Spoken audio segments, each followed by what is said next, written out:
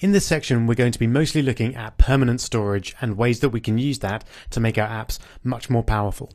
We're going to start by looking at the simplest way to store data permanently, and that is using shared preferences. So we'll start a new project. I'll call it Shared Preferences Demo, and all our usual settings. So shared preferences is essentially a way to store a small amount of data in your app. It's not designed for very large scale storage. We'll see how to deal with that later on using SQL. But you can store arrays and variables within it easily, and they're stored permanently. And more importantly, we can do it in just a couple of lines. So it's a great way to store just a small amount of information.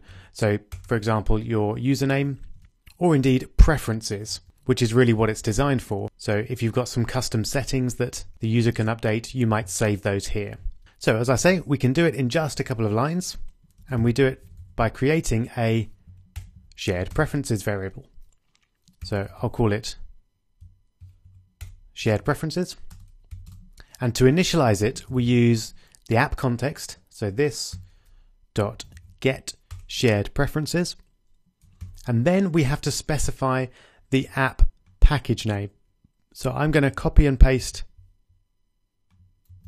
my app package name from here. Obviously yours will probably be different, so don't use exactly the same one. And then once we've specified that, we need to specify the mode that we want to use. And the usual one to use is mode private. So you can see you've got a few options there. Mode private allows only your app to access this data. And generally, that's the case, unless you're doing something special and you want to share your preferences with other apps. But that's the default and the most often used case. So now we've kind of set up shared preferences. If we want to save something to shared preferences, we use shared preferences.edit and then put. And then, as you can see, we've got to specify the type of variable that we're going to put in there. So we've got various different types, or a string set. So essentially an array of items that we can save there. So I'm going to put a string, and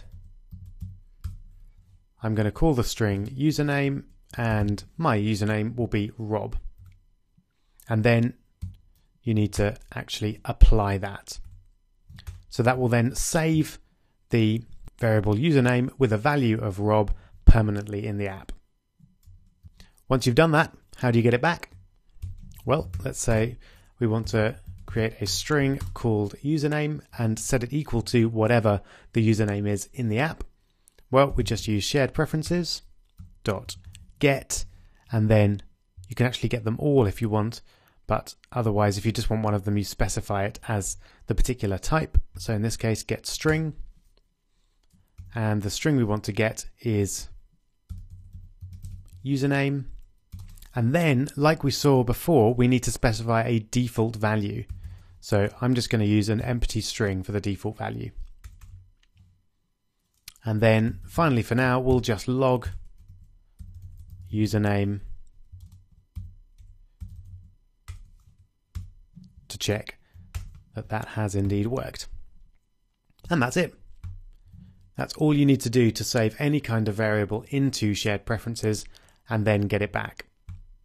So let's just run this quickly on the emulator and have a look in the logs. Let's change to info. I think I just saw it there, but we'll do a search for username. There it is. Fantastic. Just to prove to you that that has indeed saved permanently, I'm going to comment out the line that puts it there, and then we'll run the app again, and we should get exactly the same output, which might not seem amazing, but it has proved that we've saved something permanently. There we go. So we're going to use that in more advanced ways later on, mostly to save an array of data. But right there, you've got all the power that you need to save data permanently. That was easy. We're going to use this in a couple of videos' time in a Notes app. And to do that, one of the things I want to customize is this action bar at the top here.